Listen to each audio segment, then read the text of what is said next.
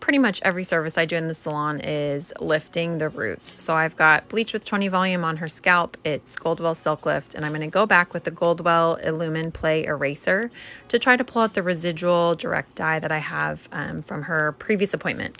Now, I only allow my clients to come in every 3 to 4 months if they're getting creative color, because I don't want to bleach their hair multiple times. I like it to fade out and just kind of go with whatever the fade is. Here we are, almost ready, and then we're gonna go straight into it. Okay, so what we have here is I've sectioned this off. I want to make sure I have like a really good rainbow effect. So I've got 6 sections. I'm gonna start with my red's actually gonna be pink. So it's gonna be red, orange, yellow, green, blue, purple through the top. And then kind of make that green. Painting really heavily. Now, before I paint anything else, as you guys see, there's like a little hint of pink that happened right there. That's okay because we're putting blue over it. So I'm gonna pull it really tight on my hand. I'm gonna take this blue and paint right below the yellow.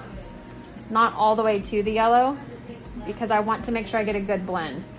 So once I've fully saturated the ends, I'm gonna pull this really tight, and then I'm gonna use my clean hand and kind of go in between the yellow and the blue. You want to blend really quickly so that way you don't get a line. You see how there's kind of like a line forming there? The key to that is going to be, I'm going to go in with my green, and I'm just going to put a little bit right there to blend those two together. I've got a little bit of blue, a little bit of green, and then I'm going to go up here. These fingers are clean. I haven't used those between anything yet. And then my thumb hasn't touched anything. So you're just going to use each clean hand.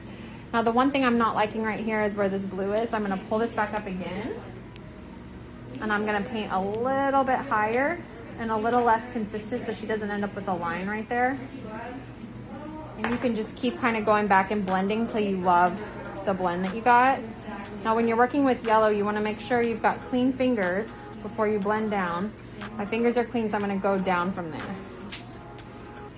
There we go. That's going to be a really great shot to use as a cover photo to swipe on a carousel.